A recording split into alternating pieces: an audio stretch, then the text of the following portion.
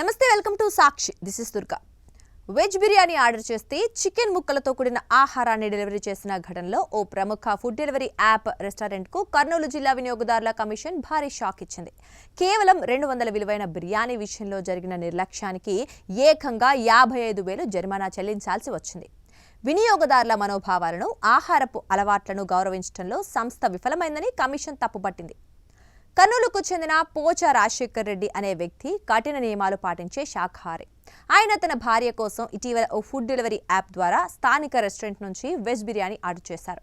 Delivery boy packet తీసుకురాగా దాన్ని తెరిచి చూడగా అందులో చికెన్ ముక్కలు కనిపించాయి. దీంతో తీవ్ర మనోవేదనకు గురైన రాజశేఖర్ రెడ్డి ఈ విషయంపై వెంటనే కర్నూలు జిల్లా వినియోగదారుల వివాదాల పరిష్కార కమిషన్ను ఆశ్రయించారు. సదరు యాప్ నిర్వాహకులు సరైన సమయంలో స్పందించకపోవటాన్ని కూడా ఆయన కమిషన్ దృష్టికి తీసుకెళ్లారు. ఈ కేసును విచారించిన కమిషన్ అధ్యక్షుడు కరణం కిషోర్ కుమార్, సభ్యులు నారాయణ రెడ్డి, నజీమా కౌసర్లు వినియోగదారుడికి అనుకూలంగా తీర్పునిచ్చారు. తప్పుడు ఆహారాన్ని డెలివరీ చేయడం వల్ల ఫిర్యాదుదారుడి మతపరమైన విశ్వాసాలు, మనోభావాలు దెబ్బతిన్నాయని కమిషన్ అభిప్రాయపడింది. ఇందుకు బాధ్యతగా ఫుడ్ డెలివరీ యాప్ సంస్థ, హోటల్ యాజమాన్యం కలిసి బాధితుడికి 50,000 పరిహారంగా మరో 5,000 కోర్టు ఖర్చుల కింద చెల్లించాలని ఆదేశించింది.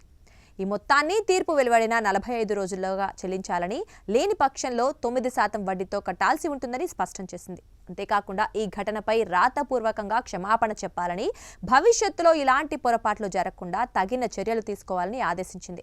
వినియోగదారులు తమ హక్కులకు భంగం కలిగినప్పుడు ధైర్యంగా వినియోగదారుల ఫోరాన్ని ఆశ్రయించవచ్చని ఈ ఘటన నిరూపించింది.